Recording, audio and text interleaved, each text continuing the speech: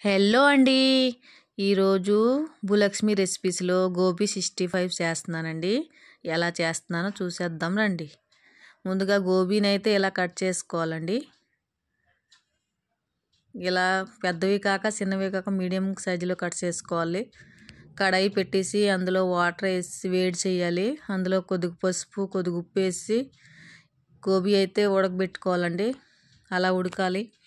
కొద్దిగా కార్న్‌ఫ్లోరు, కొద్దిగా మైదా, సాల్టు, కారం, గరం మసాలా, పసుపు,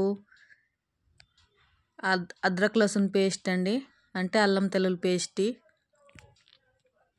soya sauce, chilli sauce, vinegar, next red chilli sauce అండి.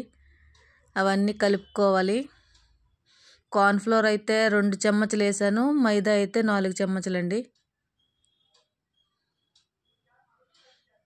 వాటర్ వేసుకొని మొత్తం కలుపుకోవాలి. ఇలా రావాలండి.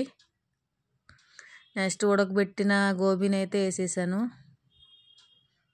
బాగా కలుపుకోవాలి. కడాయి పెట్టి అందులో ఆయిల్ వేసి డీప్ ఫ్రైకి తగ్గట్టు ఆయిల్ వేసుకోవాలండి. ఆయిల్ అయితే హీటెక్కింది.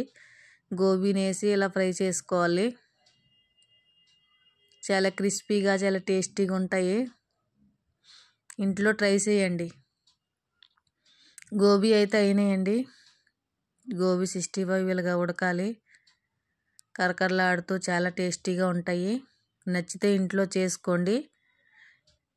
టేస్ట్ అయితే అదిరిపోయిందండి. ఓకేనా ఫ్రెండ్స్? Bye friends.